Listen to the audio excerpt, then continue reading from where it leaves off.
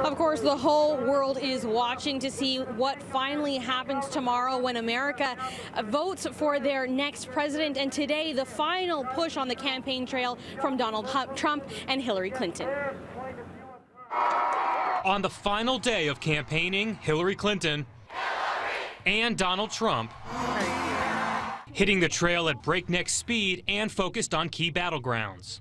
In Pennsylvania, it's all about Election Day. Clinton campaigning today in the crucial toss-up of North Carolina, also going to Michigan and Pennsylvania, where Clinton's lead has narrowed in recent weeks.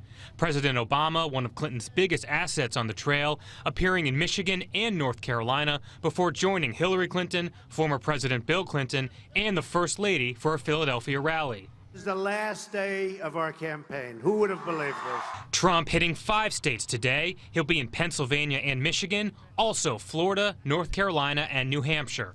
Sunday night's bombshell from FBI Director James Comey, saying in a letter to Congress that they've completed their review of the newly discovered emails and found nothing to change their conclusions from July, that Hillary Clinton should not face criminal charges, has both campaigns reacting to the last-minute news. We're glad to get that news, but not surprised. Hillary Clinton should not even be allowed to run for the presidency of the United States. With what's happening with our justice, our country is a laughingstock. With that news coming just a day and a half before polls open Tuesday, it's unclear how it will play in voters' minds. Steve Nannis, City News.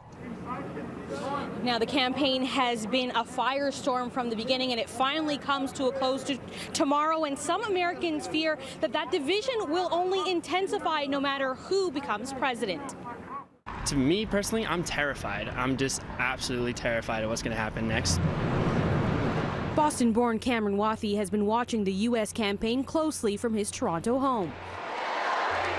A Bernie Sanders supporter, Wathy reluctantly cast his absentee ballot for Hillary Clinton, saying he can't imagine a Trump presidency back home. Hillary may not be the best candidate, but she's certainly the most qualified.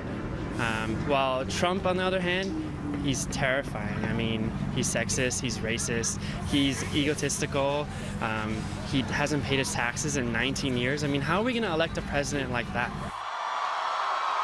He says the campaign has been a contentious issue amongst family and friends across the U.S., some of whom are supporting the Republican nominee. People are like, yeah, I love him for saying it how it is. Yeah, but it's also created a lot of tension, a lot of violence, a lot of division, and you know, that's not something our country needs.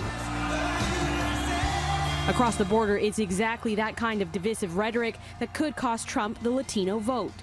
And I think they were really stung by this campaign and how Donald Trump came out from the very beginning of his campaign attacking Latinos as, you know, unbelievably, calling them rapists and murderers and criminals.